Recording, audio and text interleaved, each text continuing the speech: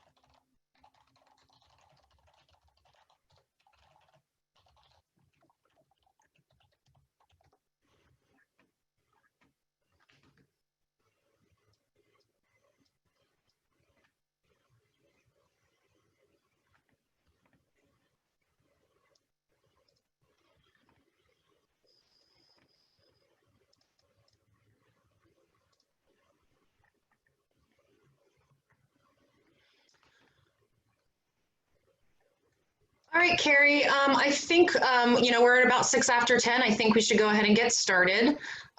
We've got 50 attendees and many of our panelists have already joined. So I think we should go ahead and get started. Okay, great. Thank you, Rachel. Good morning, everyone. I'm Carrie Casey. I am the chair of the Delaware Continuum of Care. Welcome to our July 22nd summer quarterly CoC membership meeting. Really appreciate everyone's attendance. I know we did this, it seems like April was like 5 years ago, but it was only a few months ago when we were doing Zoom as a relatively new piece of our work. And now obviously it's become way more relevant and prevalent in what we're doing. It would be, I will miss those days that we were all together, but appreciate your attendance today. And we have a lot of information to get through, a lot going on. And just, think probably the best thing to do is just to get right into it. As Rachel said, we are doing a Zoom as a webinar. So if you are an attendee today, you will be automatically muted and no video. But we have a nice chunk of time at the end of the meeting today to do Q&A and chat questions. So I think, Rachel, if I have it right, if you have questions, and we're going to be covering a lot of information, feel free to enter that into the chat or the Q&A. The Q&A. Okay, so Q&A, sorry. And then controls, you should have a Q&A option. And if you can use that to enter your questions, that would be great. Okay, so you can answer that in the Q. Okay, and then we'll get to those questions at the end. And have allowed time for that, but we do have a lot of information to get started, and I hope everyone is doing well. I really do. I miss seeing people in person. We would have been down in Georgetown, which is where we usually hold our summer meeting, and I hope everyone is doing well and being safe, and just thanks for coming. So let's get started. The first item here is the 2020 point in time and housing inventory, which Aaron from Housing Alliance Delaware, who is the CoC project manager. So this is a new role, Aaron. So we want to welcome you into your new role with the CoC and have you take it from there. Thank you. Thank you, Carrie. So we just came out with some preliminary numbers that came out of the point in time count this year. This year, the point in time happened January 29th. It was a relatively warm year, so we've seen a little bit of an increase in numbers this year. You can see our statewide totals as well as our county breakdown over the past few years. So from 2018 to 2020, you can kind of see the trends in the count. So in 2020, we had 1,165 people total statewide report as being homeless. In Newcastle County, there were 665, which is about 57%. Kent County was 296, which is 25%. And then Sussex County, we found 204 people, which was about 18% of the total count. And then out of the 1,165 total people statewide, 1,015 of them were sheltered and 150 of them were unsheltered. Rachel, you can go to the next slide. So we did do a little bit of a breakdown of some of the demographics that came out of the count this year. So you can see the difference between male, female, and gender non-conforming. I believe transgender individuals are in the gender non-conforming category as well. So this year about 40% of the people in the count were female and 60% were male. You can also see here that we included the number of people as well as the percentages, so you can kind of see the exact demographics coming out of it. And then the age range that we broke down were under 18, 18 to 24, and then 24 and older. So this is across all households. It's not like, so if somebody is 18 and under, that could include an unaccompanied minor, but most of the metric is probably families with children. So for 18 and under, there was about 25% of people, or 23%, I'm sorry. 18 to 24 was 6%, and then the largest bracket was 24 and older, which was 71%. And then we took a little bit of a dive into the race and ethnicity as well. So the a number of races identified were white, black, or multiple, or biracial, and other. So 58% of people coming out of the count this year were Black or African American, 35% were white, 6% reported being multiple races, and 1% reported being other. So that could be they chose not to answer, they reported something different than the major races. And then being Hispanic or Latino is an ethnicity, so we did look at that separately. 91% of clients coming out of the count this year were non-Hispanic or Latino, and 9% were Hispanic or Latino. And this can be in conjunction with being any of the races that were looked at. And finally, for the PIT, we did look at household compositions and then some other demographics as well. So all of the other metrics looked at individual clients. So this kind of breaks down the actual household composition. So households with adults and children, so families, there were 136 households with families. So that's adults and children. Adult-only households can be married couples or single individuals, partners, anything like that. So there were 714 adult-only households, and there was only one reported child-only household, which means that that would have been a minor, 18 and under. And finally, we did just look at a couple of the other statistics that came out of the count. So number of adults who are and have. So again, this one is across all households. So there were 267 adults that reported as being chronically homeless. There were 117 that reported as having a serious mental illness. 70 reported having a substance use disorder. 10 reported having HIV or AIDS, and then 41 adults reported being survivors of domestic abuse. And then finally, we did do the HIC this year as well, which is the housing inventory count. So whereas the PIT kind of looks at the need in the state, the HIC looks at what our inventory is. So this just kind of breaks down how many beds are available in the system or were available on the night of the PIT count. So it's this, again, this is just a snapshot as well as the PIT. So you can see that for emergency shelter beds, we have 644 emergency shelter beds throughout the state. Transitional housing, we have 382. Rapid rehousing is reported based off the amount of clients that were housed on the night of the PIT, so clients that have housing move-in dates, not just in the program. So there were 169 clients housed on the night of the PIT through rapid rehousing, and then permanent supportive housing, we have 670 beds. So all of these totals include the domestic violence and HIV dedicated beds as well. Right, and that's it. Thank you, Erin. You're welcome. Okay, Carrie, I'm going to give it back to you to talk about our new CoC board member nominations. Great. Thank you. And thanks, Erin.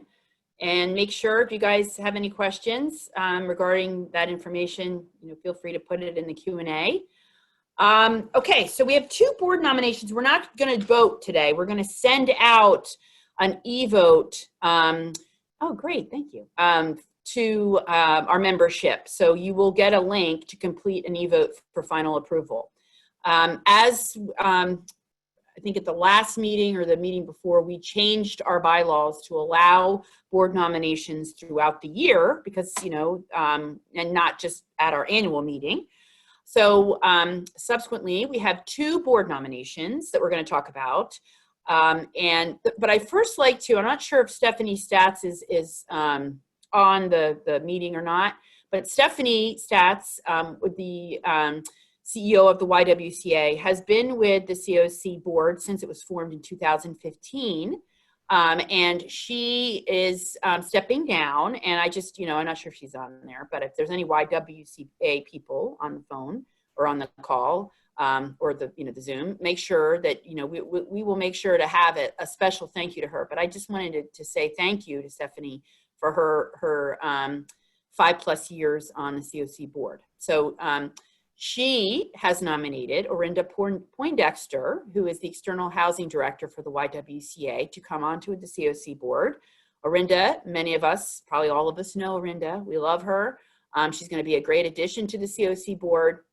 A little bit of her background, if is on the screen there, but we know she'll make a great addition to the board, and we are excited to have her.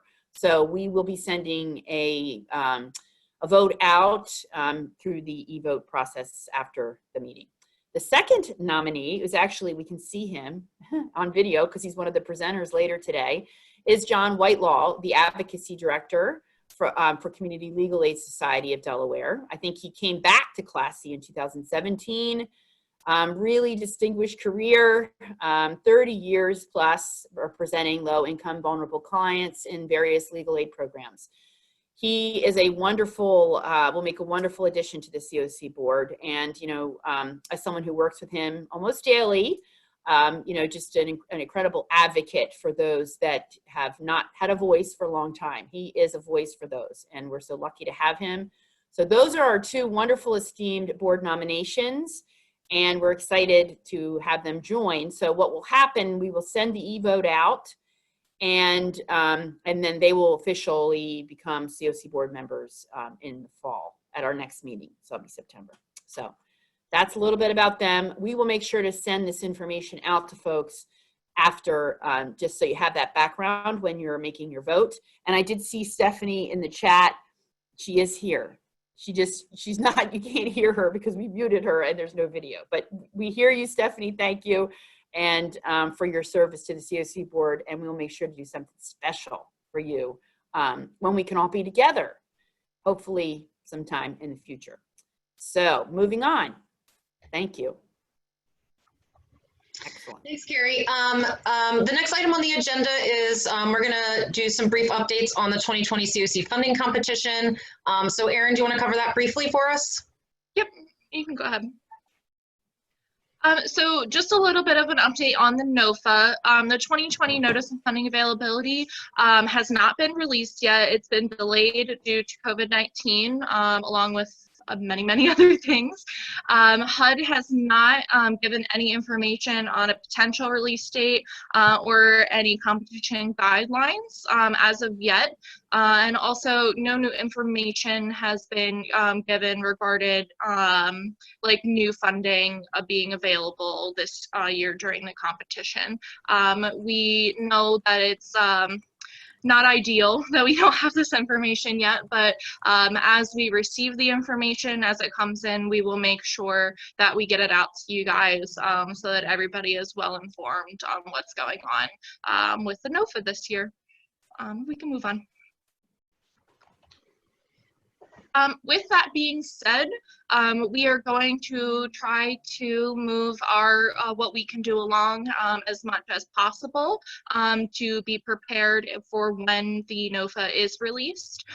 So we are moving into the stage of the renewal applicant launch.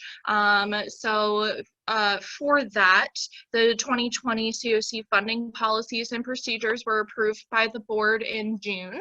And from there, we were able to convene the scoring committee for this year, and they were able to approve the compliance evaluation and scoring tools that will be used during this year's competition in early July. Upcoming next week, we will be holding a mandatory information meeting for all renewal applicants. Everybody should have received an email notice on the 14th of that meeting, along with the new compliance evaluation and scoring tools. So during that meeting, we will be reviewing the new policies, the new tools, all of the submission details to get that information into us, along with some tentative timelines and deadlines that we'll be operating on. Again, if you did not receive that notice email and you need it, please let me know, and I'll make sure that you get it. All of the competition related materials and information will be available on our website on the CoC page, and I've included the link there for you guys. And then any funding related or technical assistance questions, please feel free to let me know. I included my email there as well. So any renewal applicants, just let me know if you need anything. Thanks, Erin. All right, we're punting back to you briefly, Carrie, to talk to folks about a new committee that the CoC board would like to form. Yes. Okay. Here I am again. So we, in our CoC board meeting last week, we discussed and the group recommended putting together a new committee as part of the CoC Racial Justice and Equity Committee. As we saw from Erin's slide regarding the pit, you know, we are seeing obviously a, you know, it's a very disparate impact of African Americans, minority populations that are experiencing homelessness. This is something, just as we've seen with COVID, is unfortunately COVID is not the great equalizer, and we are seeing you know, that our communities of color are being impacted not only by COVID and health disparities, but also in homelessness. The CoC, when I think, you know, that some of the data that we provide in our NOFA application to HUD has highlighted this over the last few years. And, you know, the CoC board, you know, it's time for us to look at the data, really look at the data, assess it for racial disparities, which we do see, and then to take action on that, on that assessment. So the idea, and I think, you know, the board had a really good discussion. It's one thing to assess it, you know, to look at it, but we need to really look at action, and what as a CoC, you know, in the state, what we can do to make change. So we thought that it would be a good idea to create a racial justice and equity subcommittee of the CoC board, or CoC membership. And if anyone is interested in joining that, you can. We'd like to have really broad participation statewide, different groups, individuals, anyone. So even if you're not maybe interested, but you know somebody that might be, that's not on the at the meeting right now, feel free to share the information and have them contact Alexa, who I think her email, I'm not sure 100% if that email is correct. It has an X, Housing Alliance instead of an E, de.org, or you can contact me. We'll make sure to make that change when we send out the slides, or you can contact me. The idea would be to look at the data, we have the data, and then bring back some recommendations at the next membership meeting in October. So this is, though it might be, some work on the, the short term, looking at some data and making there's some really good information out nationally that we can look at as well. But, it might be a little bit of a heavy lift in the short term. But not maybe something that would demand a lot of work for years and years to come. But we need to really look quickly at this information and then, begin to make some recommendations for change. So if you're interested, our membership, Racial Justice and Equity Committee, please contact Alexa or myself or Rachel or Aaron, and we hope to get together in the next few weeks for our first committee meeting. So any questions on that, feel free to put in the Q&A. If you know people that might be interested, feel free to send to them. But it's, we would really like to begin to look at that, really look at this data and take action. Thanks, Carrie. All right, on with some more committee updates. Steve Metro is here with us and is going to provide an update on some work that the System Performance Committee has been doing. So I'm going to hand it over to you, Steve. So I got to unmute. Hi, good morning, everybody.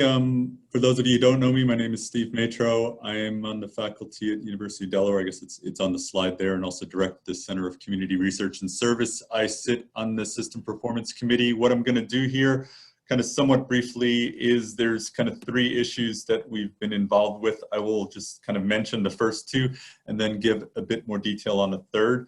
The first, so we met, I think, about 2 weeks ago, the System Performance Committee, and the main items on the agenda were there is a new, that the centralized intake system is in the process of adapting a new data collection system.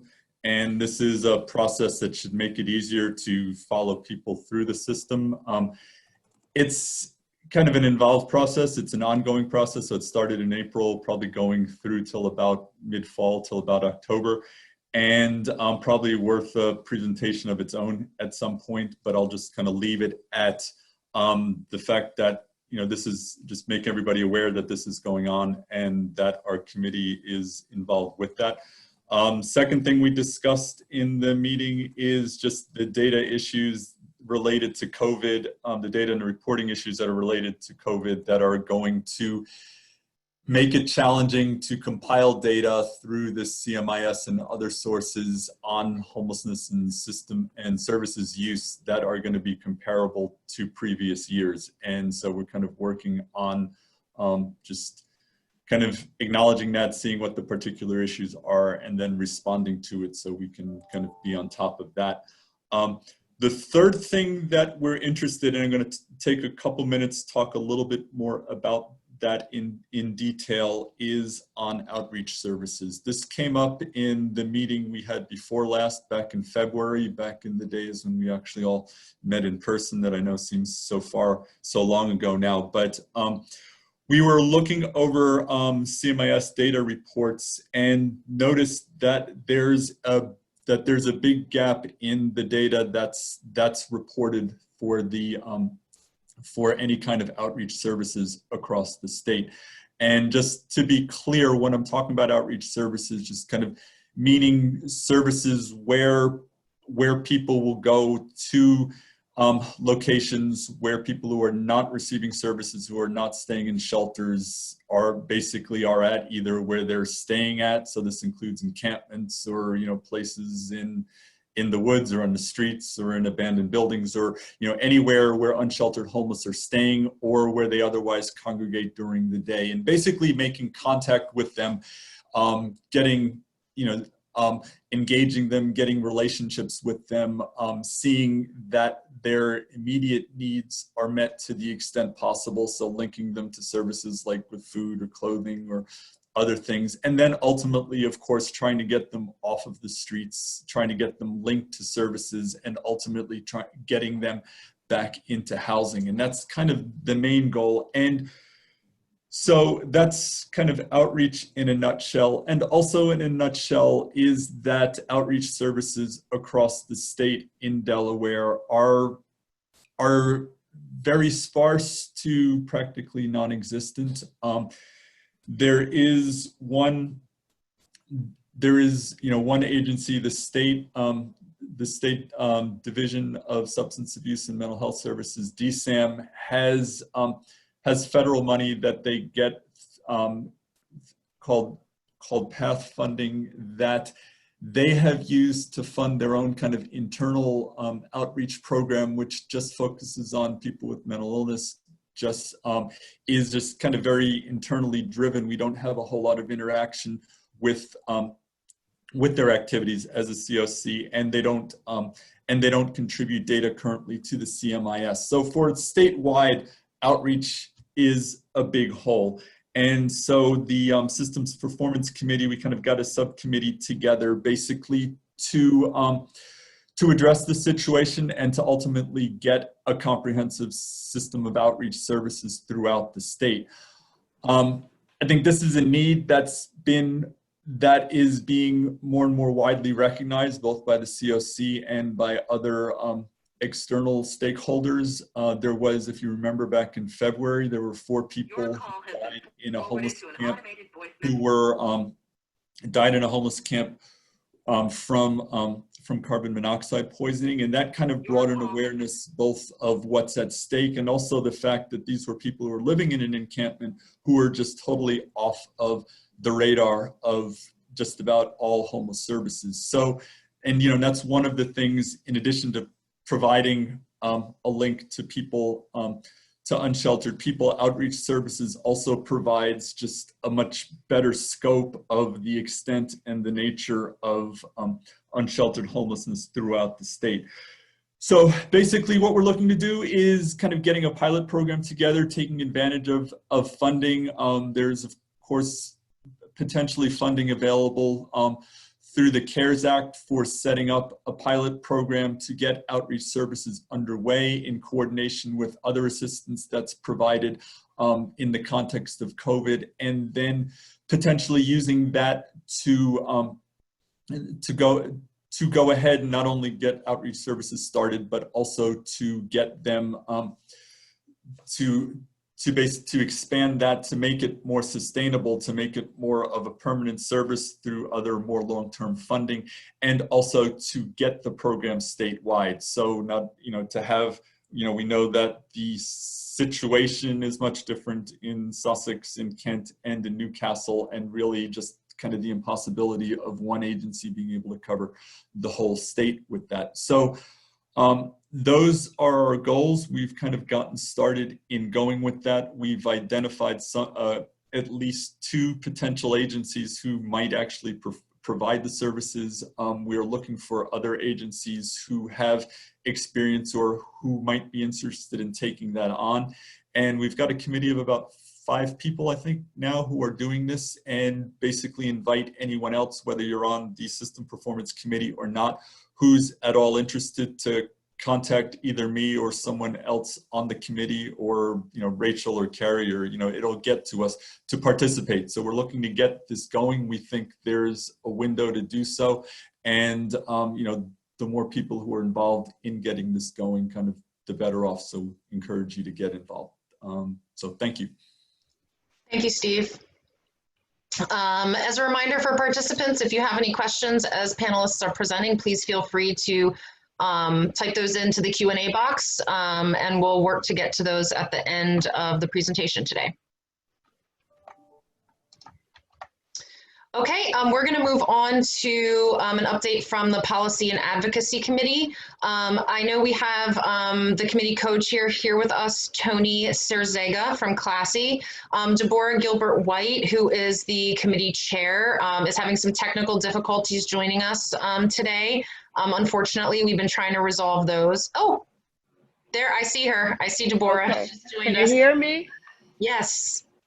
Oh, great. Okay. I don't know. I have a new device here, so I'm sorry about that. No, I'm glad you were able to join.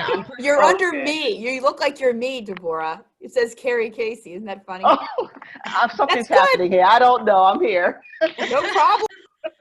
No problem Okay. at all. Glad you could join. So I'm going to hand it over to Deborah and Tony for an update from the Advocacy and Policy Committee.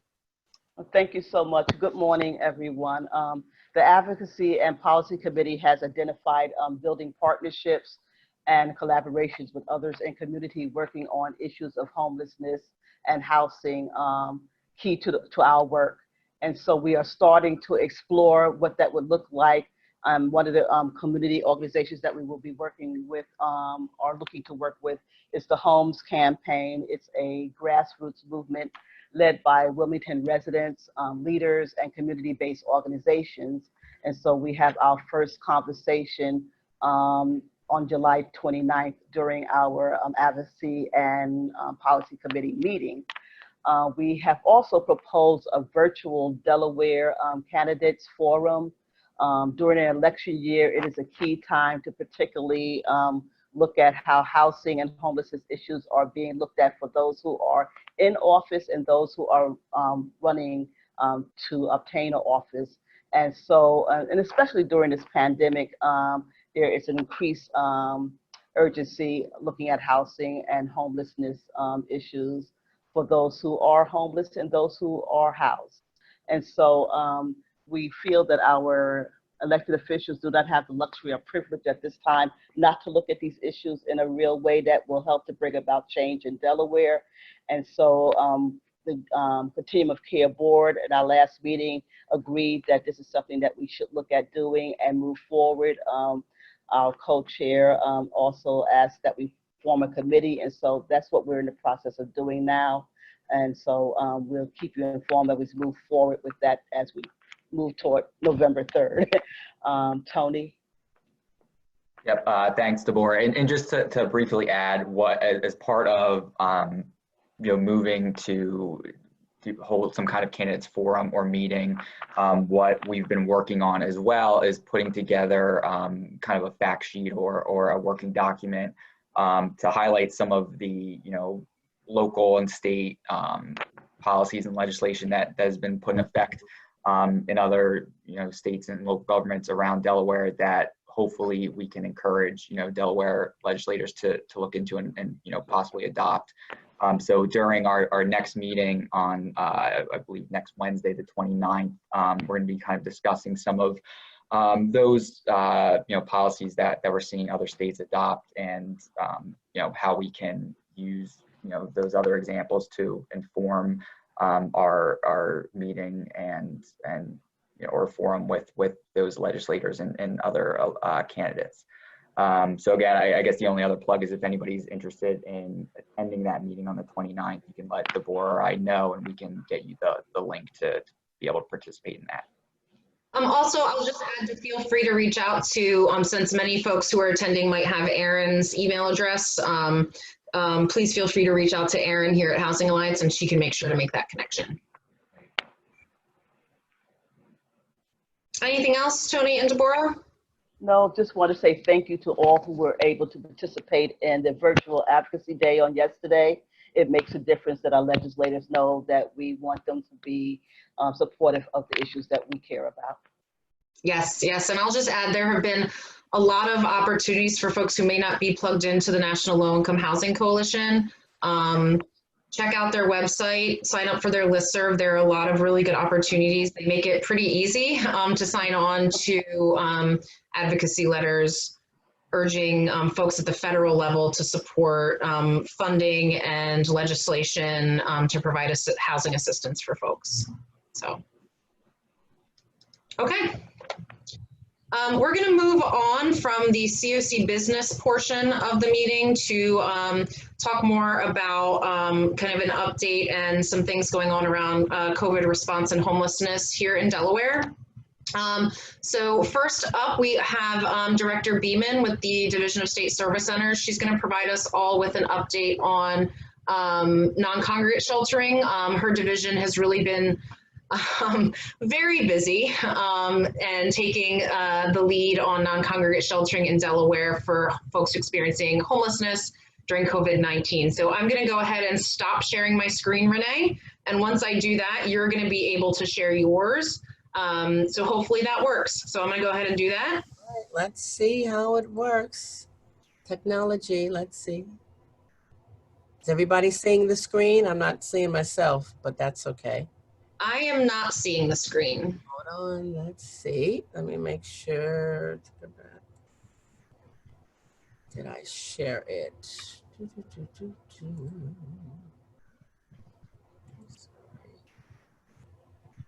Oh, that's it. I think that will do it. Is that it? Yes. Oh, okay. Yeah, I see it. Yeah, I got some challenges.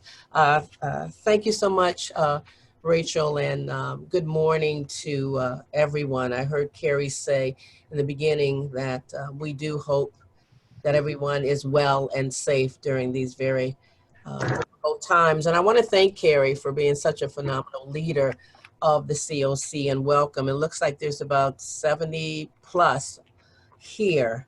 So what I wanted to do today, I am honored to be the division director here at the State Service Center and to give a status of the non-congregate shelter. But I wanted just to take a few minutes because often what happens is that our division is often confused with social services as well as our role here in the Department of Health and Social Services. So I wanted just to before I get to the update, just go through just a quick bit of the slides for everyone.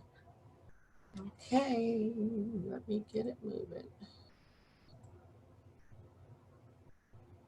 Okay.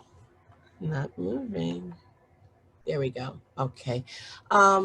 We are tasked, we have a great group of individuals, and we are really tasked with several things that many do not probably aware of. Renee, sorry to interrupt, did you change slides? Yeah, it didn't change? No, I don't see the change in slides. So I would just make sure you're sharing whichever part of the specific part of your screen that you are seeing that's changing slides. Okay, let's try. Sorry for my challenges. No, that's okay. Do you see a different screen now? I do not. No, I see the same first slide. Okay. It's not. Okay, let me try with screen 2.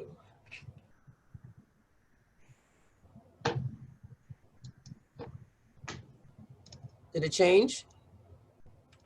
No changes. Yeah, I'm seeing a change. Yes. Okay, Yeah, it is changing. We're good. Great. We have 3 different sections that are part of the State Service Centers other than the Director's Office and Fiscal.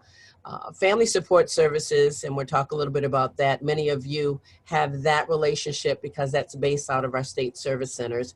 We also have the Office of Community Services, and many do not realize that the State Office of Volunteerism is housed here with us.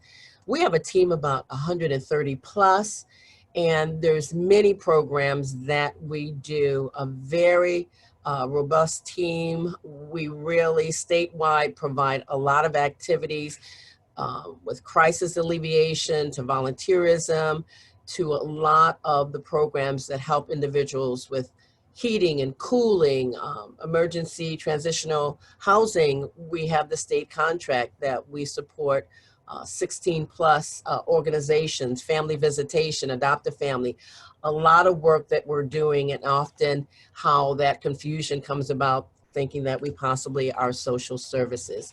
As I mentioned, most of you have that interaction with our State Service Center team. We have 15 State Service Centers. We have 7 in Newcastle County, 2 in Kent, and 6 in Sussex County. They were originally designed to fit each of the areas that they're located to be that one-stop shop. We're very busy as far as individuals that come into our state service centers. We also have sister divisions there. We have departments that are there. We have other organizations, and they vary in size and vary in their ability to support the community. As we just finished our fiscal year, June 30th, we had over close to 70,000 clients to flow through our doors, which actually is about 70,000 less because we changed our format because of COVID back in April. So while that number still looks big, it's still about 70,000 less. The state service centers often are the first point of social service need for the community. They usually have need with housing or food or utilities, and that usually is the entry point through our state service centers. Talked a bit about the state service centers, and we have our family support team, which is about 100 staff statewide, and their main role is crisis alleviation. So as I talked about those individuals that come in that need have a crisis moment in their life, we help with housing, utility, rent, also low income energy assistance, as well as we have support for relatives who are now, which we see an uptick, that are taking care of minors. So many of our programs, as I said, around crisis alleviation, that even for those who aren't eligible, when we do our assessment, we have a lot of community partnerships that we're able to support with them. A teenager who is a new mother, we provide support for them. We actually have a diabetes fund, which we help with supplies and medicine.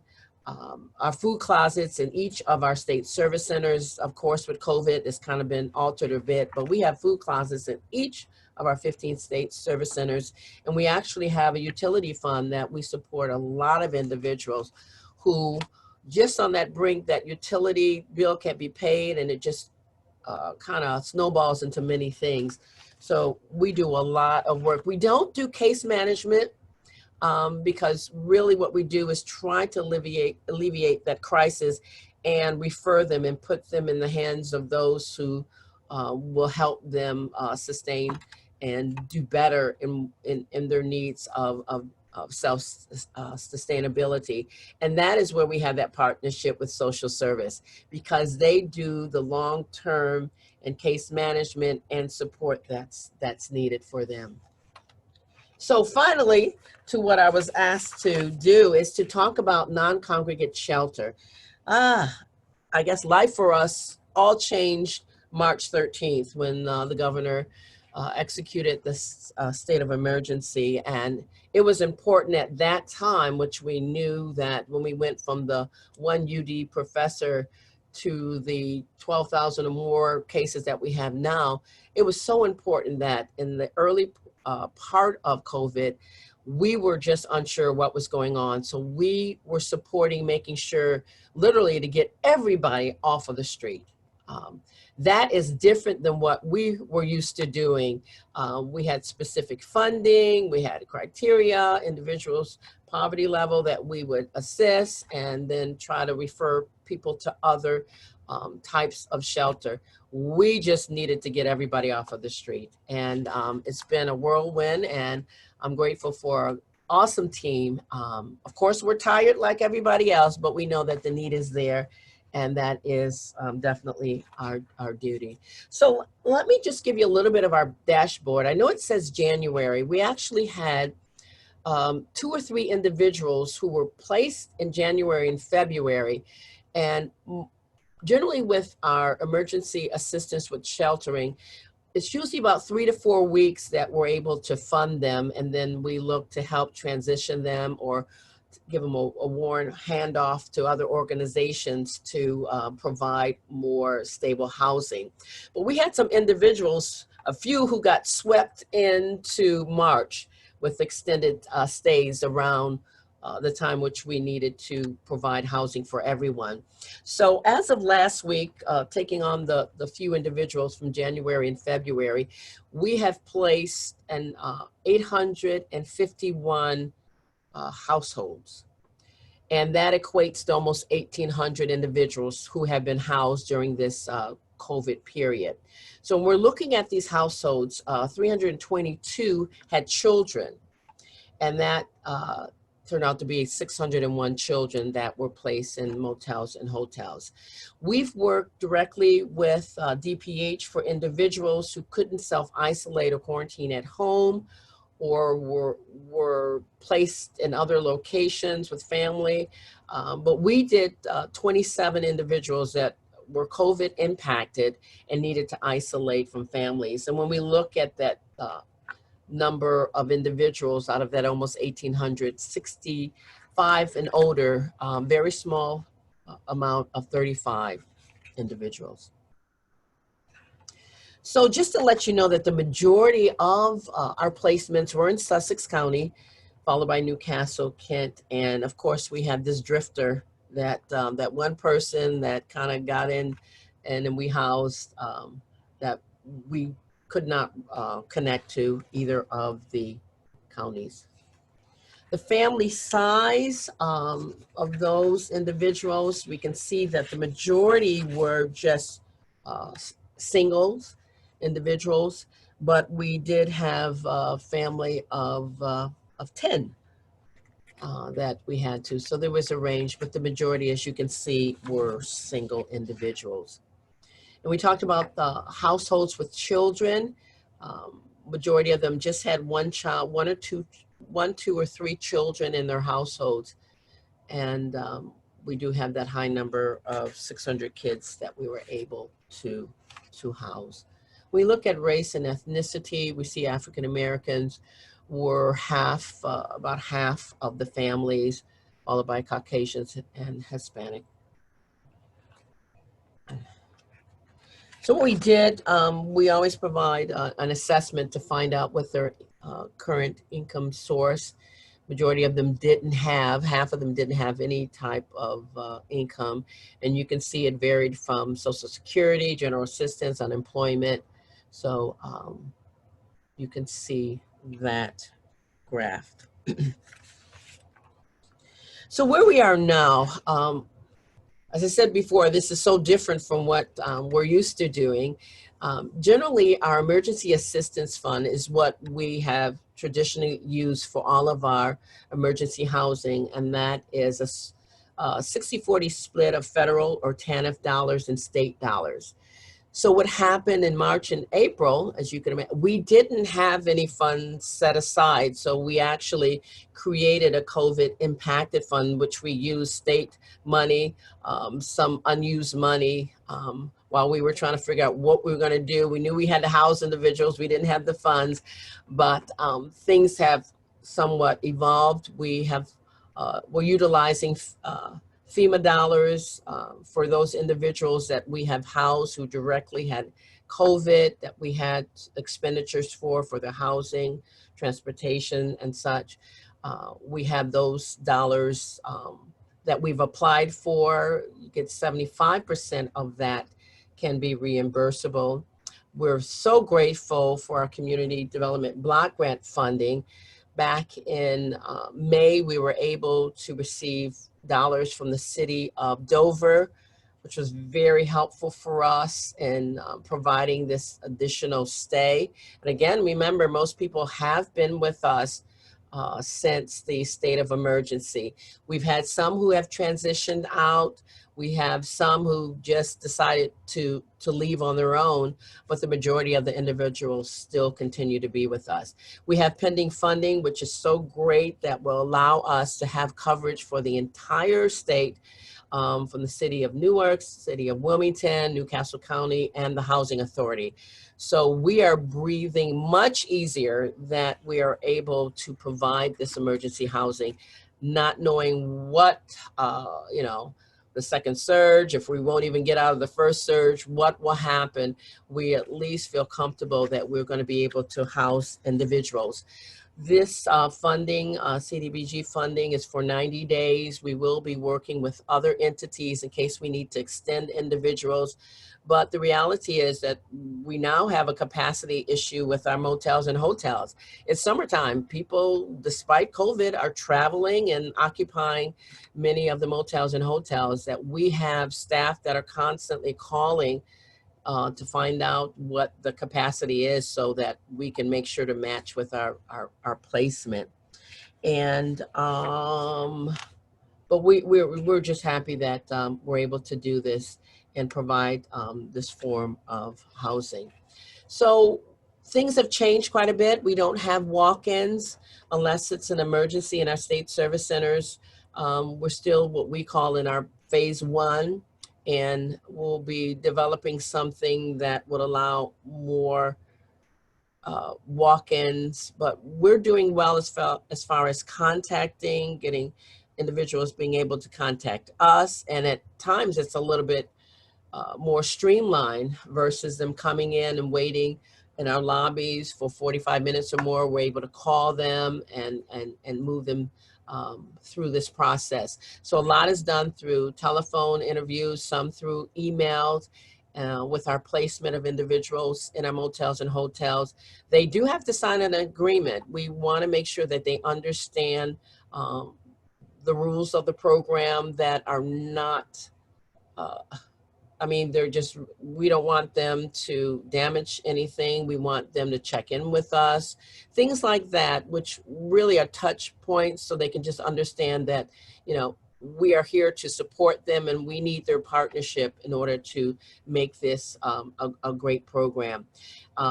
We have these commitments with the motels and hotels with the payment aspect, and we usually do a weekly touch base. And in pre-COVID, it mostly was face-to-face, but of course that has changed. So we're doing a lot with calling and texting just to stay in contact with individuals. So what we've done as part of COVID, again, is new for us, is that we've partnered also with social service, and we have food provided through Humanities Cafe, which is here on the campus of the Herman Holloway campus, that we have this cafe as well as Food Bank of Delaware. So individuals who are housed, if they prefer, it's not 100%. Some people have their own food options that they have. We provide food for them every day. And on the weekends, Food Bank provides some special snacks over the weekend. So this delivery is done with our partnership with social service through their CPSU unit. We've provided face coverings for adults and children throughout, and information on the Hope Line. We're just very concerned about making sure the mental health of individuals during this very long time. We've all been traumatized, and we know it being displaced can also add additional stress. I do want to thank Carrie so much. A couple of weeks ago, I mentioned to her my concern for individuals who may not have had an opportunity to get tested because they've been placed in maybe places that are not familiar to them. And Carrie is working on that right now. So that's going to be really exciting, especially for Newcastle County. As I talked about DSAM being a partner, especially with our individuals who were diagnosed with COVID. You've given that, that medical diagnosis, and we're placing you away from everybody, and you may have had some family ties that you're concerned about. So we're working with them as well, specifically with our COVID clients, but also we're going to look at everybody and see what we can do to support as many individuals who may need that during this time frame. Social service has been very helpful doing assessment for individuals who've lost their job as a result of COVID, or maybe not, but just trying to see if there's a way that we can get individuals employed. Medicaid has been really great in doing assessment for those who are in there to make sure if there are needs that they're not lost by being in the shelter. And we're working on some transition. It's kind of difficult. We don't have as many opportunities, especially now because of COVID, but Family Promise and Catholic Charities are working with us in order to transition families and individuals back into the community. So we've changed. We're not fully open, but individuals utilize that 866 number, call our state service centers, and we're still providing as best we can the top level of services for them. So if you have any questions, I know that was really quick, and I thank you for allowing me just to share a little bit about what we do, which is a lot. But I'm grateful that we are here to help the most vulnerable in our community. Thanks so much, Rachel.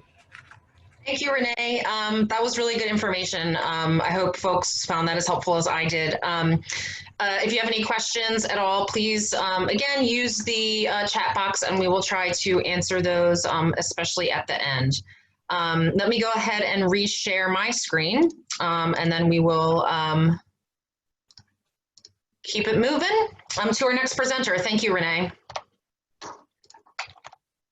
All right, so we wanted to share from Housing Alliance Delaware some information about congregate sheltering and an update on the status of congregate sheltering during COVID-19. Erin, are you there? Mm-hmm. All right, you want to go for it? Yep. So our lovely and wonderful centralized intake program manager, Lisa, reached out to all of those known shelters in the state, whether they were part of the CoC or not, to get an idea of what they are doing currently in response to COVID-19. So we did break it down by county. So in Sussex County, there's a total of 2 shelters. 2 out of those shelters are accepting new entries.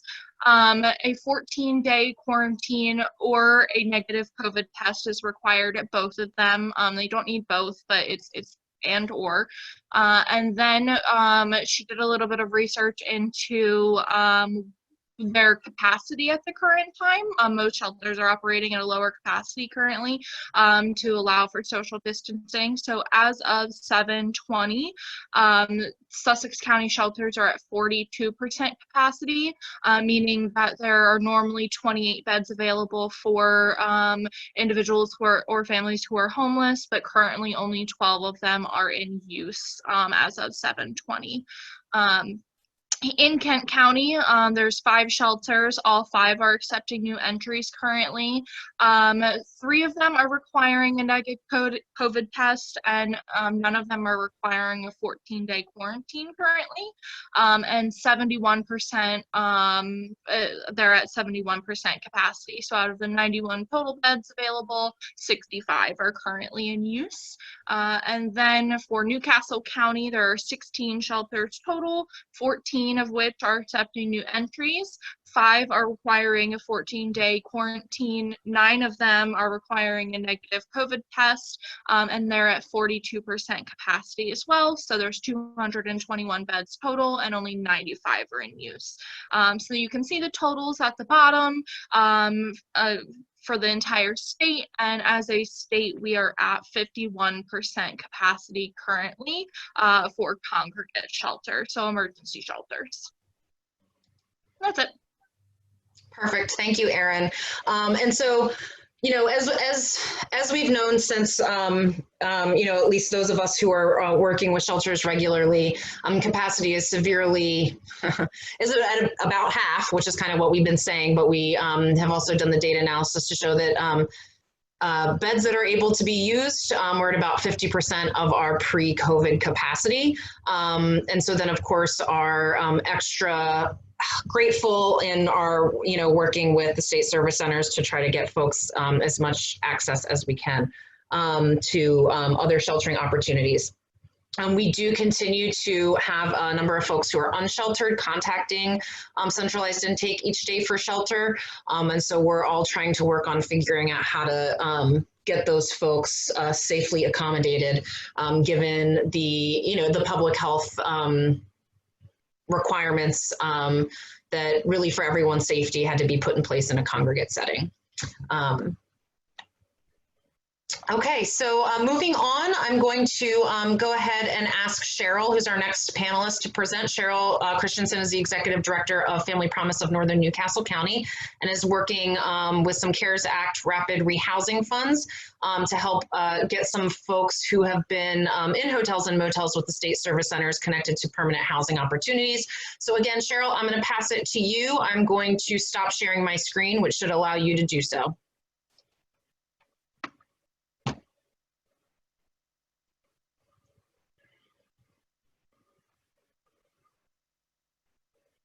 Don't forget to unmute yourself.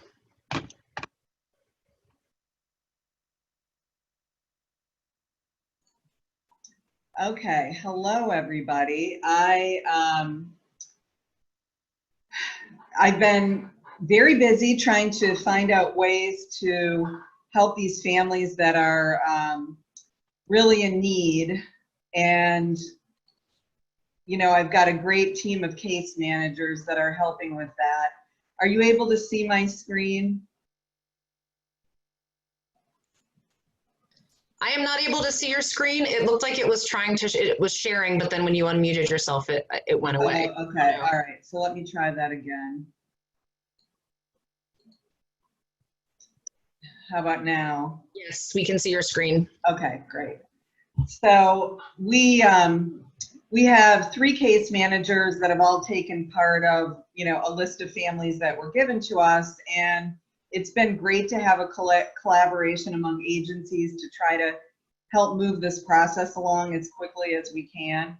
So we have a number of different agencies trying to help us make the families successful, to be able to move them out and move into housing as soon as possible.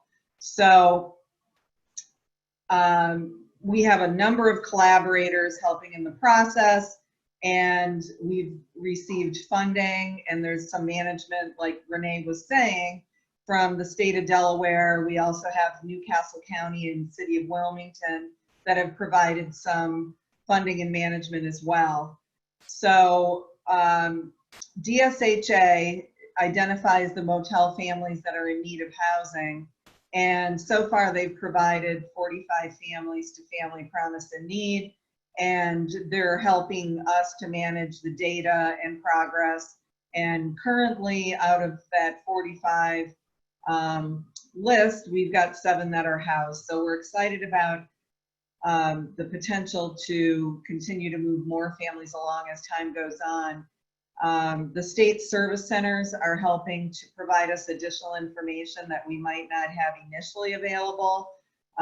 Certain details regarding family situation, their status, and some of the other pieces that might be missing. So we also rely on the state service centers, and then the information that might already be existent within Housing Alliance Delaware's systems helps us get a background on a family in some cases, maybe lets us see what other programs they may have been in, and then rather than running all the families through Housing Alliance before starting to work on them, these families are basically pre-approved for the funding stream without having to go through Housing Alliance, creating another step. So we have a lot of support, as Renee mentioned, for things like mental health, job training programs and jobs, and the Medicare system. So we're able to come at it with a lot for the family from a number of different directions to make sure that they're successfully housed once they finally do move to housing. And then we also have some resources through Newcastle County and resources for food, moving assistance when a family finds a place to move to, and they're also helping to identify some rental properties that might be available, as that's one of the difficulties in this situation with, you know, lack of affordable housing for families that may need to move on. So when Family Promise works with these families, they do an intake and assessment of the family and their need. They start working with the family for housing search assistance, identifying places to move to, helping them get what they need in order to apply for the housing. And then in tandem, while we're working on that, we also work to connect them to resources that they might need for their children, schooling, health, daycare, things like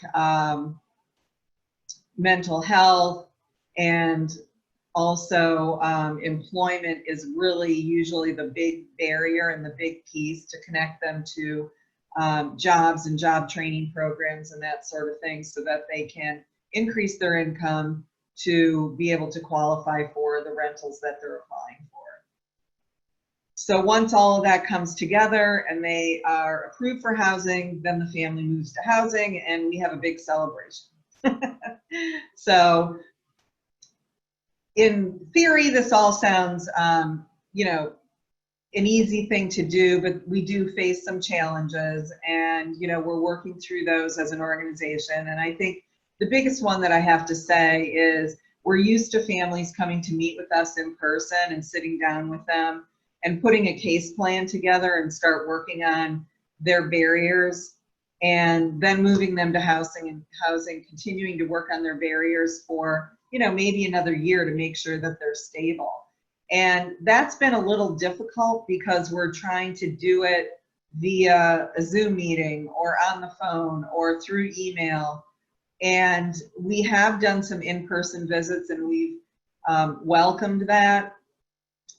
Though, you know, it is more difficult to get out and see people in person rather than having them show up for an appointment at our facility. So we do a number of different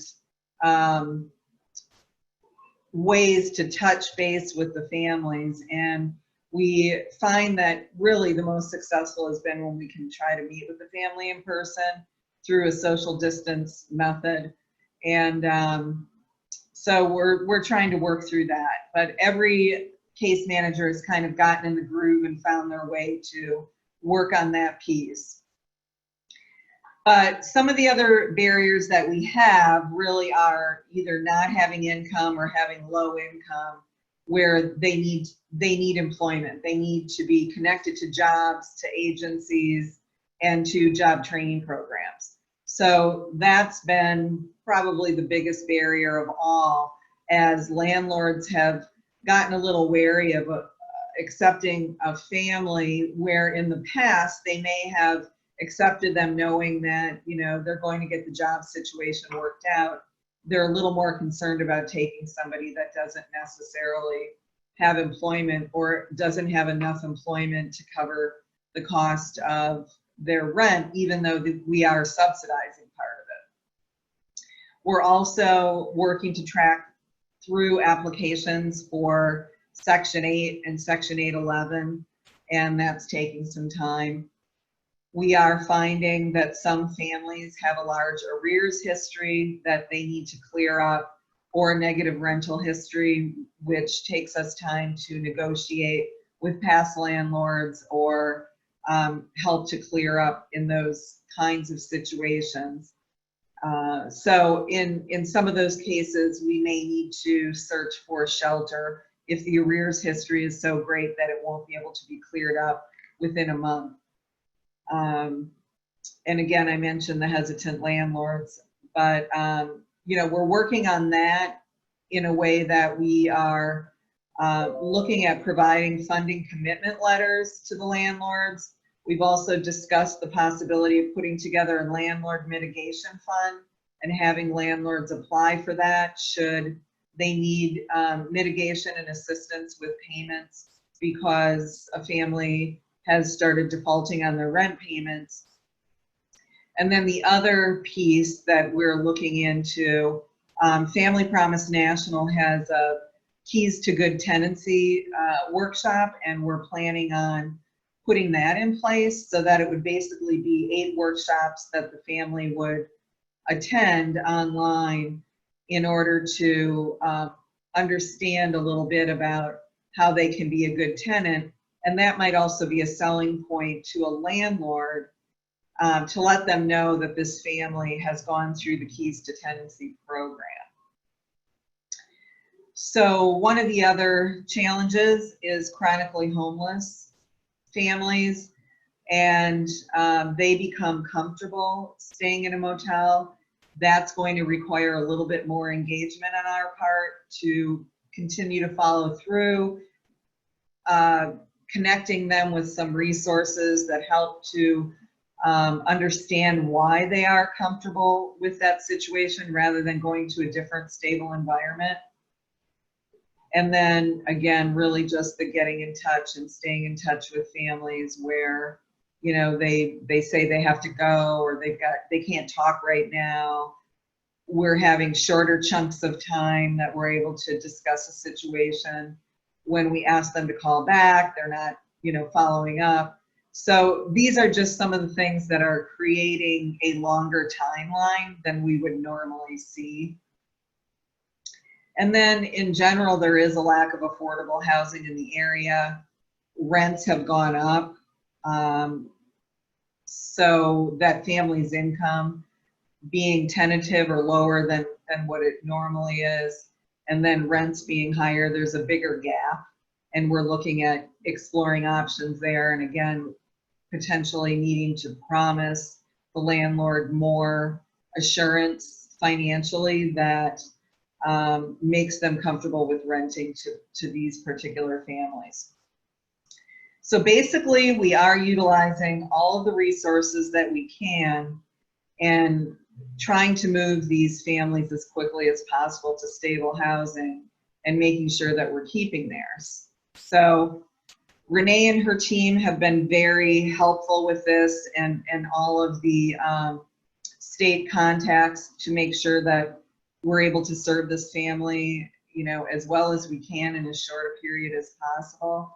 And, you know, it's really relying on a community of resources. And I really am pleased with the fact that we have so much collaboration available. It's really important to make sure that these families don't feel like they're bounced around and they're being taken care of, and they have somebody to rely on to be helpful.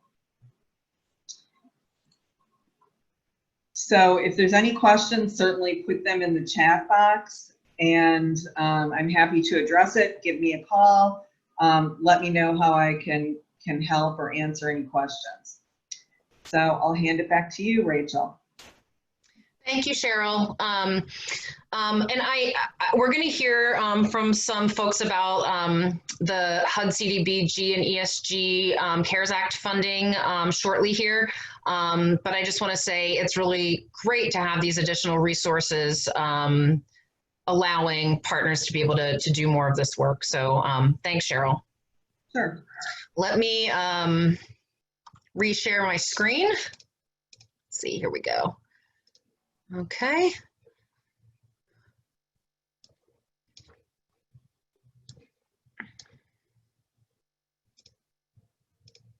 Okay, here we go. All right, so we are going to move forward in the presentation to give an update on ESG CDBG CARES Act funding.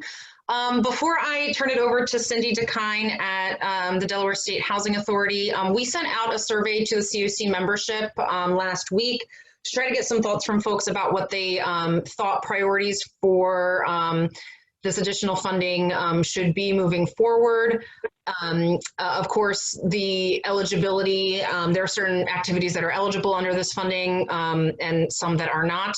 The survey was specific to the ESG funding, which is Emergency Solutions Grant funding, which again is U.S. Department of Housing and Urban Development funding, for which, and you'll see in a few slides, for which Delaware received quite a bit of additional CARES Act funding, ESG funding. So we did have 28 respondents to the survey.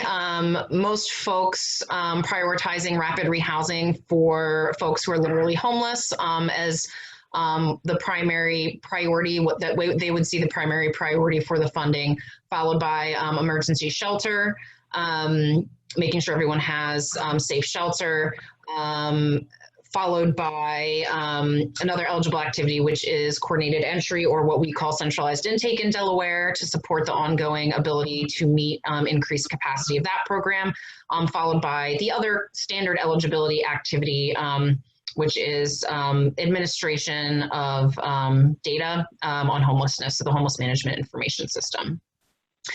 There were two additional ideas in particular that the jurisdictions that receive and pass this funding on to our partners and providers in the community wanted to get some feedback on, which was whether or not folks thought that these additional opportunities, street outreach for homeless outreach, which Dr. Metro talked about a few minutes ago, a little bit, and arrears assistance, whether or not those were things that folks thought this funding should be used for. 60% of the 28 folks who responded agreed that homeless street outreach for unsheltered folks and high need vulnerable folks would be an important use of the funds, and 82% agreeing that arrears assistance, when it's preventing folks from being able to move into permanent housing to get their utilities turned on, et cetera, should be a priority as well. We asked folks to share additional ideas. Some of those were specifically with regards to the use of emergency solutions grant funding. So these are some of the additional ideas shared that may be eligible. So making sure folks have assistance with security deposits to help them move in quickly, developing partnerships between rapid rehousing agencies and more permanent housing vouchers, such as housing choice vouchers. To try to see if we can get folks access to those longer term housing subsidies, ensuring that rapid rehousing providers who are working to get folks quickly connected to permanent housing have the case management capacity to provide longer term and more intensive supports. Potentially, someone brought up the idea, and it's been discussed a few times, and I think actually Cheryl mentioned the idea of a landlord mitigation fund. So a small fund that would be administered and set aside so that really to help landlords feel more comfortable with taking, risks on potential tenants who may have poor rental histories, may not have any income at the time, that could potentially cover things like if there was damage to the unit, or if there was, it's that type of thing. So a fund that could provide new landlords a sense of security for their potential financial risk on taking on who might be considered more risky potential tenants. Homeless street outreach, staffing for centralized intake, food and meal vouchers for folks who are homeless, and increasing Delaware's emergency shelter infrastructure. Another additional, some other ideas shared that may or may not be eligible for these use of funds, but we wanted to make sure to share all ideas. And just because something's not eligible for ESG funds does not mean they're not good ideas, of course. But diversion programs, the development of new shelters, for this comment specifically was interested in additional shelter in Kent County. Thoughts about setting aside units in low-income housing tax credit affordable housing projects for people experiencing homelessness, the development of a strategic plan to address Delaware's homeless crisis, investment in tiny home communities, and potentially repurposing abandoned retail spaces, particularly if businesses are no longer able to sustain, if there are abandoned retail spaces that could be used to provide services or any type of temporary shelter to folks experiencing homelessness. So that was the feedback we got from the survey. For those of you who participated, can help you see what other folks in the community were thinking. I am going to go ahead and turn it over to Cindy with the Delaware State Housing Authority to provide us with an overview of the HUD funding that's been received. So Cindy, I hand it over. Can you hear me? I can hear you, yes. Okay, great. I'm sorry I'm not on video, but I am here on the phone and I can see the screen, so that's great. And thank you for having me. And I just want to tell everyone what great information this has been today. I've learned a lot myself. And during the pandemic, it is amazing how we've all gotten together and shared information and are really trying to work hard together on different programs and different fundings.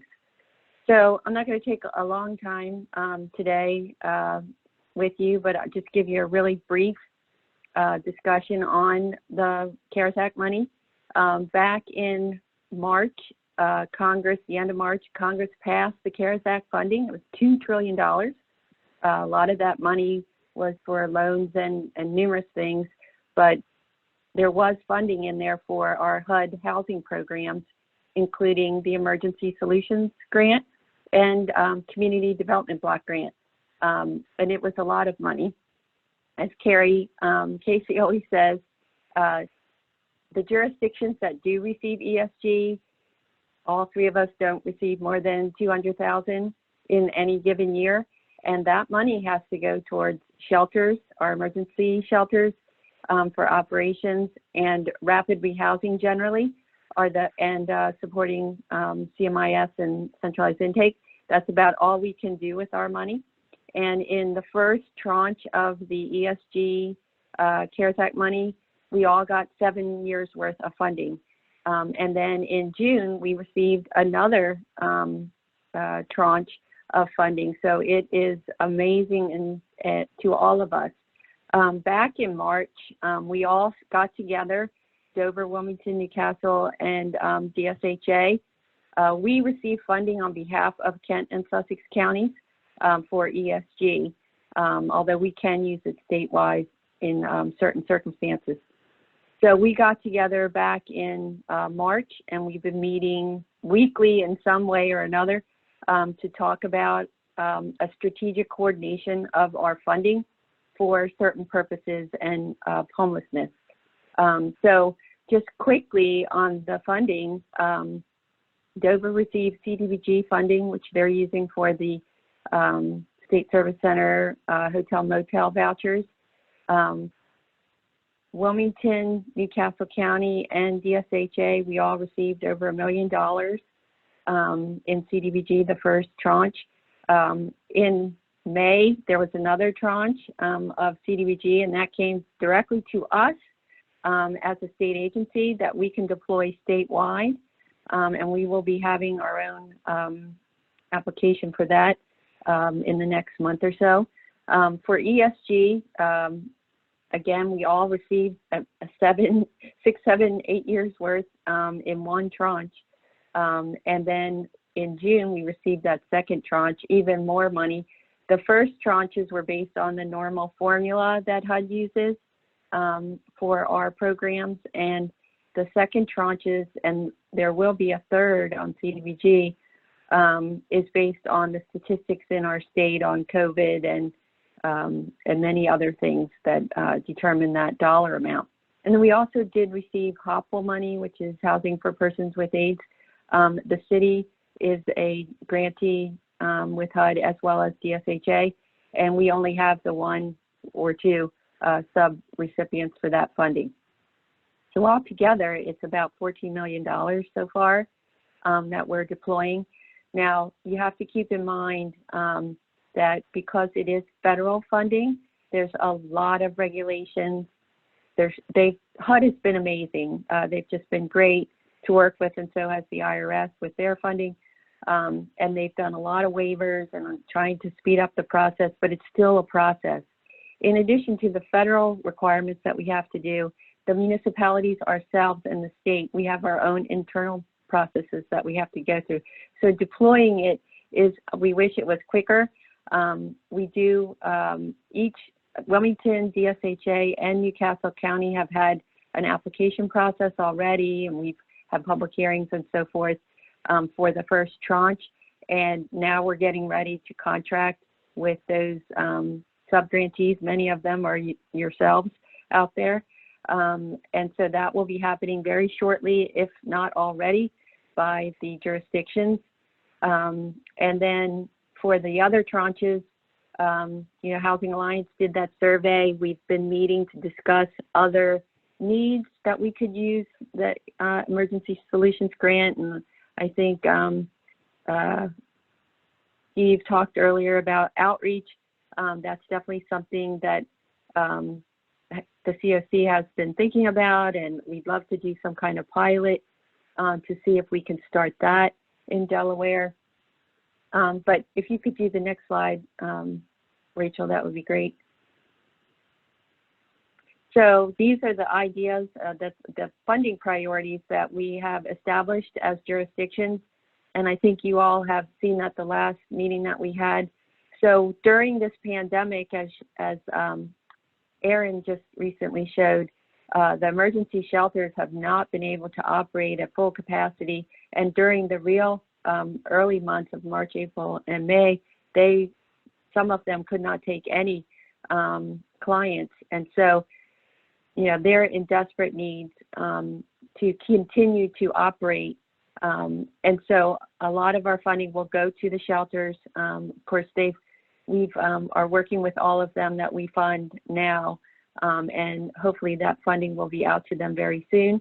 The other thing is we're working with the State Service Center to do and work with them on the hotel motel voucher program. They've done a fabulous job of going through all of the counties and putting folks into the hotel, homeless folks into hotels, and they continue to do a great job. And we want to help them because it's a lot of money, and CDBG can be used for that. So we're hoping to deploy all that money to them over the next few weeks to months, and continue to work with them on as if there's more COVID-19 and upticks, they're going to have to continue to do that. And again, we do have those resources for them to continue to do such a great job. The other thing is rapid rehousing. Right now, the State Service Center is coordinating with Family Promise in Newcastle County, and some a little bit in the city of Wilmington. And then Catholic Charities is doing Kent and Sussex at the moment. They've just begun downstate. That was an interesting statistic to see that, you know, a good portion of the hotel, motel clients are in Sussex. So we really want to get going there. Unfortunately, they don't have as much affordable housing downstate as they do upstate, but we don't have enough statewide, and we definitely need to develop more. So that's something that we want to continue to do with the other rapid rehousers, and maybe bring a couple of the other nonprofits that were doing this work back into the fray, so that all the hotel motel voucher folks can be assisted into permanent housing. And then other uses are homeless prevention, which includes rental assistance and utility assistance and legal services. As you know, the moratorium for eviction is supposed to end at the end of the month. Unfortunately, people still owe rent, and some landlords are going to do some evictions. And so the state and all the jurisdictions are going to be working with legal services, and also hopefully deploying some rental assistance and utility assistance out of this funds. There will be some more tranches. The local jurisdictions like Newcastle County and the city of Wilmington are expecting more CDBG funding. And there may be a third tranche for us as well. So it's a lot of funding, and who would have thought, you know, that we would get so much funding? We've been waiting for funding for years, and so it was amazing that Congress can actually get things done when they really have a purpose in mind. So, you know, I don't think I have another slide, but be glad to take more questions. Carrie, of course, is on the line as well. I'm not sure if Alan's on there or anyone from the city of Newark or Dover are on the line, but we'll be glad to answer any questions you have about our funding. So thanks, Carrie, for the opportunity. Thank you, Cindy. Thank you for that overview. You know, and I think a lot of the conversations are really centered, as you said, around the opportunity, and it's challenging to use that word in such a challenging time, but the opportunity that these funds have to help so many folks. So, so thank you for that. Our next presenter, I'm going to turn it over to John Whitelaw, the Advocacy Director with CoC, to provide us all with an update on the status of evictions in Delaware. Hello, everyone. I'm assuming you can hear me. I can, so I hope everyone else. So, and then because I'm tech challenged, Rachel's going to run my slides for me because she's better at it than I am. Want to give you a quick update on where we are and what we think is going to happen. A lot of it is uncertain because it's just beginning. So back in March, and this is sort of a prequel, back in March, both the court and the governor suspended all but emergency evictions, and essentially there have been no legal evictions since March. With the modification, oh my God, 23, which gives you some idea of how far into this crisis we are, from the governor, added to a court order that came out from JP Court a few days later, there has been a slow, measured reopening of JP Court. It does not mean that we are going to see a flood of people getting evicted in the immediate future, but it is a slow return to the potential of folks losing their home. I think we've made available both a copy of the modification and the court order from JP Court. If we haven't, those can get sent around. I'm going to summarize them in the next couple of slides. John, just to jump in there. So for folks who are watching, we did send those documents out this morning. You should have received them via email. And if you don't have them and need them, please feel free to reach out. Okay, great. So we have a community education piece where I get to it, but there are essentially 3 groups of tenants currently pending. The biggest is going to be new cases. So the biggest change is that effective July 1st, even though it wasn't announced till a little bit later, landlords are now allowed to file new cases unless they're prohibited from filing them by the federal protections, which essentially covers people with subsidized housing. Between the middle of March and July 1st, landlords were not even allowed to file cases. They could send papers in, but the court wouldn't accept them in the sense, and they haven't been filed. What's happened over those 3 months is that very few landlords sent papers in. We are now expecting that there will be a significant number of cases filed. We actually don't know yet how many, but I will almost certainly send an email with the Chief Magistrate, Alan Davis, to find out some sense of the volume. We just don't know yet. We do not have a good handle on how many cases this is going to be. We are, deeply concerned it's going to be a lot, but we don't know yet. And then there are some other things that are going to be changing that I'm going to note for you that potentially will make it a lot worse in the coming weeks.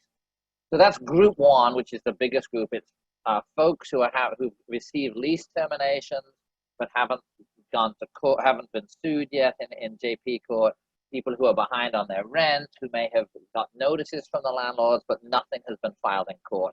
That is happening. The second group is, and it's about 1,300 people.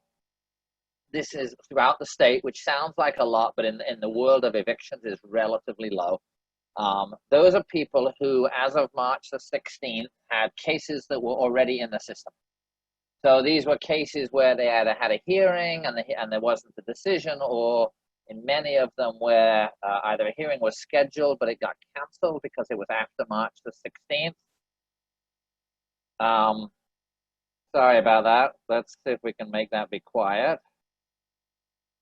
That was after March the 16th, or cases that haven't yet been scheduled. So those cases are now being looked at, and I'm going to talk about what happened to 300 of those in Newcastle County in a moment.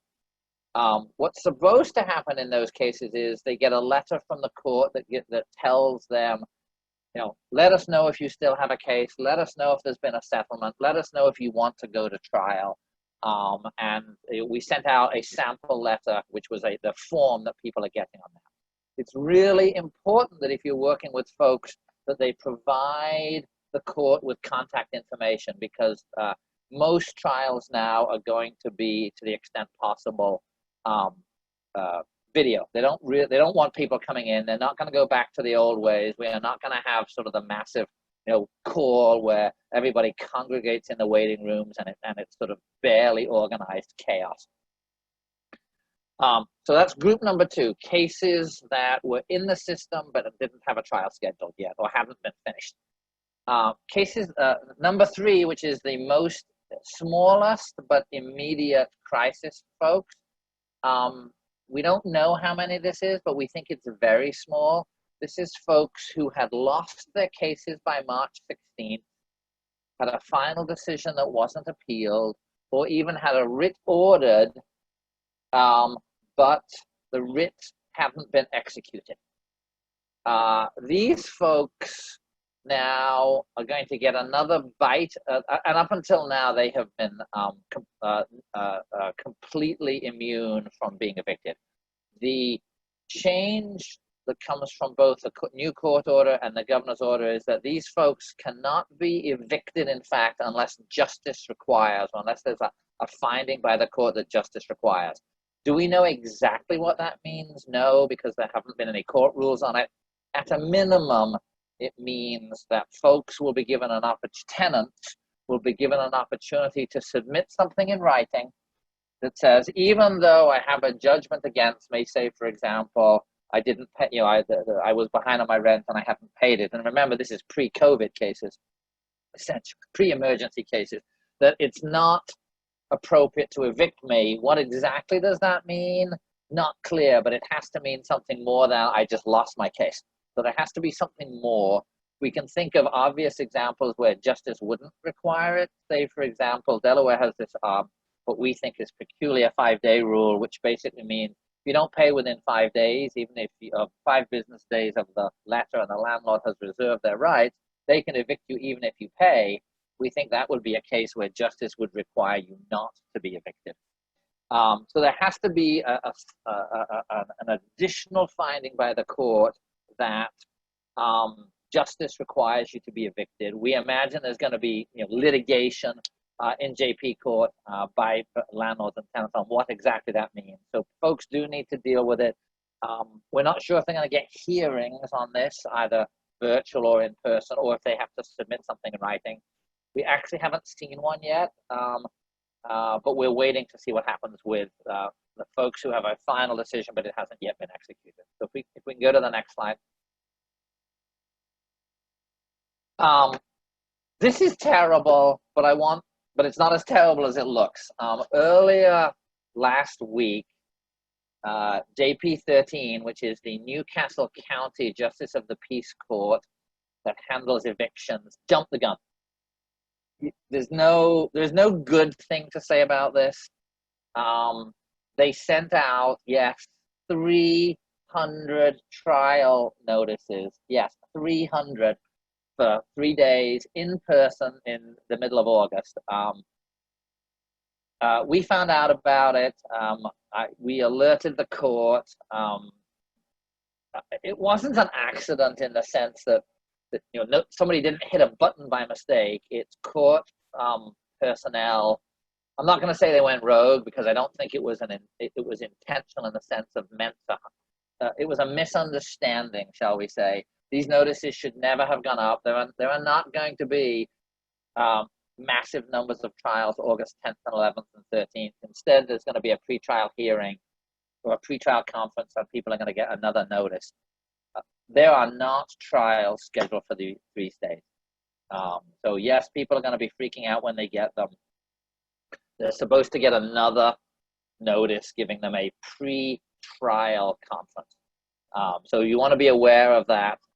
It is definitely concerning, but we did catch it fairly early, and folks just need to know they should all be getting a new notice with a pre-trial conference, which is not the trial.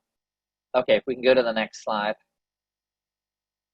The new process, and again, this is all developing, and JP Court doesn't quite have it finalized yet.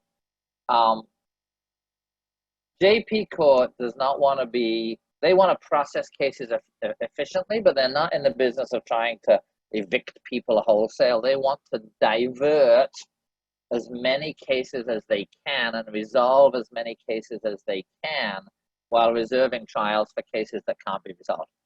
So they're going to have mandatory pretrial conferences. They're going to have, and I'm using this term generally, alternative dispute resolution, which might be online dispute resolution, which might be phone conferences. It's not entirely clear exactly how it's going to work.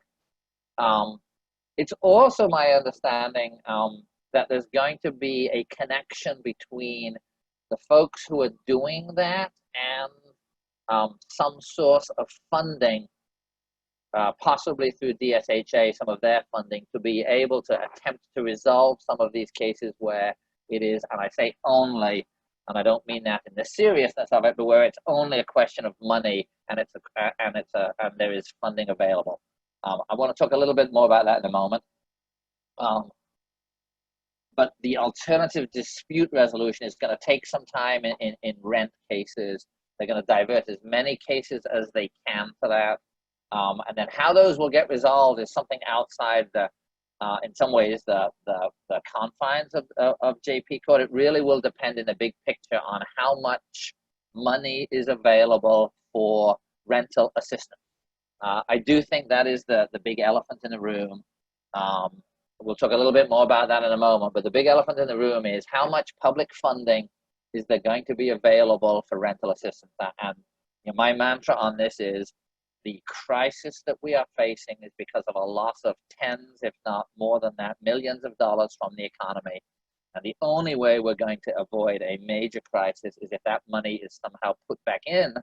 And it's called tenant assistance, but politically it needs to be understood. This is landlord assistance. This money is going to go directly to landlords to allow them to get part or all of their rent, avoid evictions, and avoid families being homeless. And JP Court wants to have a part in that for those cases that are in court. Next one, video trials. They've already started doing some video trials for the emergency cases, of which there were just a handful. I did a Zoom trial. It's awkward. It's doable. It's not great, but under the circumstances, doing video trials is way better than trying to cram people into court as much as possible. So a number of cases are going to be diverted to doing video trials. Obviously, there will be some that are done in person, and so that's going to slow things down. We don't anticipate a flood of trials anytime soon. The letter that folks got told them that trials could be as far away, if not further away, than 12 weeks from when the emergency ends, which, 12 weeks is 3 months. 3 months from now is the end of October. So even if we, that's to give you some sense of their timeline. Now, some things may happen sooner than that, but there isn't going to be, massive numbers of trials immediately, particularly for new cases. The primary reason that the court wanted to quote open is to get some sense of how many cases they're going to be. Not that those cases are going to be processed with anything like lightning or quick speed, given where we are. And then, as I mentioned earlier, the additional standard is in the interest of justice. And so in addition to the technicalities of, did you violate the lease? Did you fail to pay your rent on time? Do you owe rent? Did you pay it late such that you're outside the 5-day period? No eviction will occur without a court finding that it is in the interest of justice. So that's an extra avenue for tenants and tenants advocates to argue that even though as a technical matter, someone meets the statutory standard for losing their case, justice in this case doesn't require it. Do we know exactly what that means? No, but from our perspective as tenant advocates, it's going to mean anything we can persuade the court that's sympathetic enough that the person shouldn't be evicted. So that will play out. There is nothing on this other than this language. I'm sure stuff will develop on it. We're just not there yet. Next slide.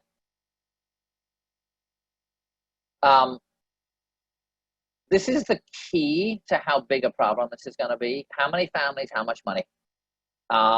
We sent out a press release by the organization to put this up. This is a link to it. It works. I don't know how accurate it is. We estimated that possibly $50 million is needed. This is a place you can play around with this estimator, use it, look at the different states. I don't have much more to say about it than that. I don't know. I'm not familiar with the metrics behind it, but it's been put out by an organization that we work with that is that supports civil counsel, which is appointing lawyers for people in civil matters, including evictions. So we think that it's as good as we got currently. It is.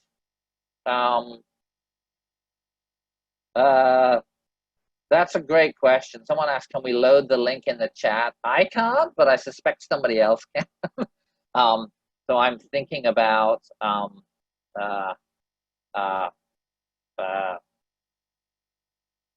perhaps Rachel can load it in the chat while I'm talking. And if not, we'll certainly send it to people. That's not a problem. Okay, so it really is, and I said this a minute ago, how big a problem this is in the context of how many families are going to be made homeless is largely going to turn on how much money there is available to help tenants, as in pay their landlords. The other big bad thing that is happening in now less than 2 weeks, probably 9 days, unless our friends in Congress do something, is that the federal unemployment payments are coming to an end at the end of the month. For those of you who may recall, that's an extra $600 a week for everybody who, thank you, Tony, who's put it in. That's an extra $600 a week for everybody who was collecting unemployment. And the reason that money is so important is Delaware, like most other states, the state benefit only covers a relatively small percentage of the income that was lost in employment, whereas the $600 a week is bringing many people, close to what they were making before, but that is slated to end at the end of the month. We don't know, meaning I don't know how many people in Delaware are actually getting the $600 a week, but I suspect it's a fair number. They're all slated to lose that money. I suspect that money has been instrumental in paying rent up to this point. And so we are waiting. That is a huge problem that is going to manifest itself probably for August and September for sure. So that while this crisis has been going on for several months now, even apart from the health aspect of it, the eviction part of it is just now about to begin.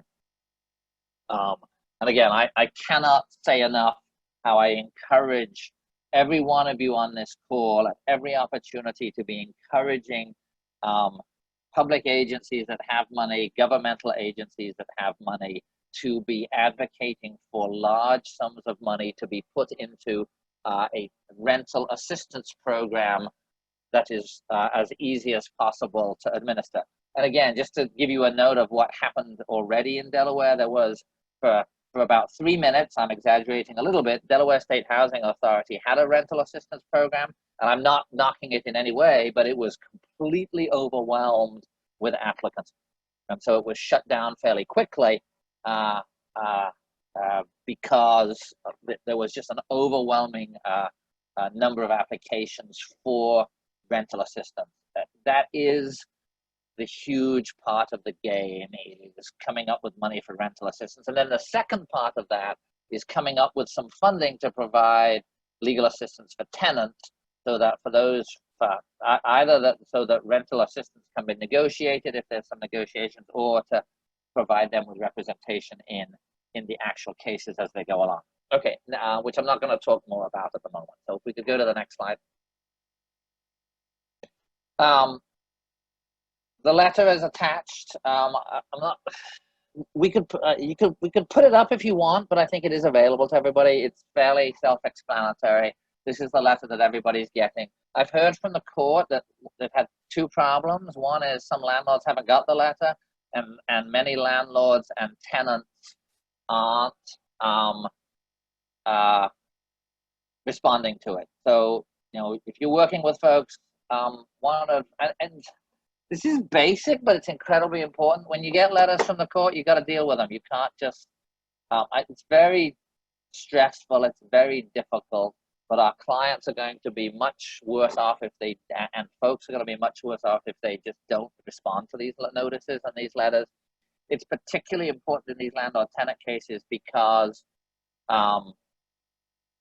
unlike other cases where you have responsive pleadings, where one side pleads something in court and then the other side pleads something, in eviction cases, there has never been a requirement that the tenant file anything. They can just show up in court and fight their eviction. So often the court doesn't have a phone number for the tenant.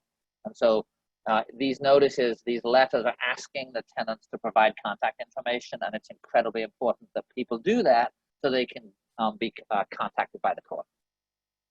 So this is, if people have questions on this about the letter, they should feel free to either call me or email me off my line. My contact information was at the beginning of the slides, and my understanding is everyone's going to get the slides. And then the only other thing is we have we can do the next slide. I don't know if that's me or if we're on to Marlena.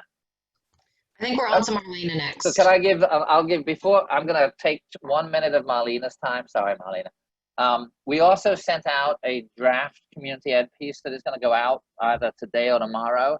There may be a few changes on that, but that is something we're going to put out on social media to give so that folks can see and get some assessment of what is currently going on about the reopening of courts. I'm going to shut up now, which for me is surprising, and I will defer to Marlena. Thank you so much, John. Very helpful. I put some info in the chat about how documents either have been sent out and or will be posted to our website following the event, following the webinar today. Before Marlena starts, so we are at 11:54, scheduled to go until 12 o'clock. So we're going to go a few minutes over. There have not been a lot of questions submitted, so the Q&A session should be fairly brief, but I don't want to cut us short. So just for folks' planning sake, we're at 11:55, and we're probably going to, I imagine, go to a few minutes after 12, maybe 12:15. Okay, Marlena, I am going to pass it over to you to provide us with an update on the Delaware Housing Assistance Program, which I believe John was just mentioning. Yes, and thank you very much. And I'm very glad that John went before me, because as I was thinking about talking about DHAP, it really requires the context of all the other things that are happening around evictions right now, and that is super complicated. So I'm glad someone other than me was explained that, because I would not have done as good a job. So a quick overview on the Delaware Housing Assistance Program and update. So we started this and we launched it kind of wildly early, which was March 26th. Now sounds like about a year ago, but very, very early on made this assistance available, up to $2,000 in rental and utility assistance to renter households whose income or employment were affected by COVID-19 and post-COVID income below 80% of AMI. So we opened that on the 26th of March and accepted applications for about another month, close to 4 weeks, and did have to pause accepting applications at that point because we had gotten so many applications that were, if they all moved all the way through, were going to far exceed the funding that we had available. So in sum, over those 4 weeks, we got about 5,600 applications, which is a lot. It was a huge amount that was coming in. About 40% of those were received in the first 6 days. So especially in that first week, there was just really a flood. And I think some of that relates to currently the mood and the sense at the time in that last week of March and first week of April. In total, about close to 70% of those were from Newcastle County, and the rest pretty evenly split between Kent and Sussex. The model we used was, we did make it very easy to apply, which I think has contributed to some of what our experience has been with the program. We made it available really early on, so before many had even applied for unemployment or knew if they would be able to access it, before certainly before anyone was getting unemployment. And we also made it very easy to apply. There was just a one-page application, and we're not requiring all the documentation at the point of application. So there was a follow-up to go back and get that documentation. And I think what we found as time went on over April, May, and June was that a lot of folks ended up being not responsive to that. So for many, in the end, employment had come through. They were getting the extra $600 a week. They had been able to go back to work some, didn't need the assistance, or also when they were contacted to provide the documentation, even though we had said up front, you're going to need to provide all this, when the time came to actually provide it, I think they didn't necessarily need the help enough to go through that and actually provide all the documentation. So to date, we have fully processed assistance for about 950 households, which is really a lot when I think about it. Compared to the number that we received, it doesn't sound like that many, but over the course of 3 months, I think it is 951. The bulk of the rest of the applications have been referred out to providers and are at some stage of, the providers waiting for a response from them or waiting for documentation. About 1,000 have been flagged as withdrawn or non-responsive or ineligible, and very few ineligible. The bulk really were withdrawn or not responsive to outreach, which I think really speaks to the importance of unemployment insurance and income replacement in mitigating those needs and helping people be able to pay their rent over the summer. So that issue that John mentioned of the extra $600 a week running out in a few weeks, and whether or not Congress extends additional extra unemployment insurance, I think will have a lot of impact here as well. And I do think moving forward, a lot of those folks who may have been non-responsive will kind of come back again and not be as okay as they were when maybe a provider reached out to them in May or June. And I think while it has been paused and as we've been operating it, have definitely learned a lot and been trying to integrate that into how we reopen it. Really, as soon as we paused it, we started thinking about kind of what would come next, and have been working over the last several months on identifying additional funding sources. As you heard from Cindy's presentation about the HUD funding, there is a lot of different federal funding coming in from different directions, and a lot of it has slightly different requirements. There is also, separate from HUD, there is general coronavirus relief funding coming into the state and also to some local governments as well that has different requirements. So we really have been trying to get a handle on all of those and kind of which can be deployed, how quickly, and what's the best kind of way to assemble that to get assistance out there. We also have learned a lot, I think, too, about the process, like the issue of not requiring the documentation up front, I think turned out to be really problematic because we were, our providers were trying to chase after folks to provide that information. So we are on, when we reopen it, we'll be planning to use an online application portal that will be a lot more streamlined. The process right now is very manual since we set it up really quickly. And this will handle a lot of things that have been really manual in terms of collecting documentation and kind of putting it all the way through to the point of payment. I'm sure there will be some new hiccups, but at least I think we will be addressing some of the past hiccups that we've had, and also having the time to plan ahead more and have, how-to videos and a lot more extensive FAQs for people to make it easier to apply and know whether or not they will be eligible. I think one other thing that we have been working to integrate is, I think DHAP is definitely one piece of a broader eviction prevention strategy that includes a lot of things. So, in relaunching it, I'm really excited about that. I think there's a lot of need out there, and I hope we'll be able to get it out more quickly to the folks who need it most. And we are working on establishing a referral link to the courts. That's not 100% finalized exactly how that will work, but there will be kind of if a case comes through to the point of mediation and no one has applied for any assistance, at that point, there will be a referral made and the opportunity to come back and apply for that assistance before it moves further to anything else past mediation. So we're talking at least weekly about how to integrate those two, as they're working on their new process, and we've been working on what our new process for DHAP will be. One thing that will remain the same about DHAP is the need to document COVID-related impact on employment or income. And I know that's coming up a lot now, especially as the courts are starting to process some of the pre-COVID cases. The primary funding source that we're using right now also is restricted to rent expenses from March 1st onward, so it can't go back past March 1st. So we know there are going to be some gaps for people who are not eligible for DHAP for one reason or another, and are working to make sure that there are other homelessness prevention resources out there.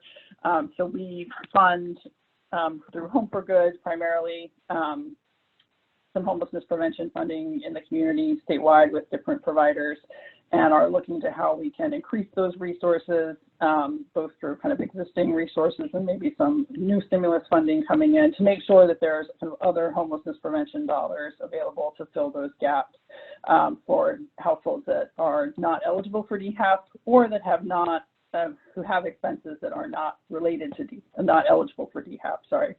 So that would be arrears that are from before March 1st, or also utilities. So the first round of the program allowed utilities.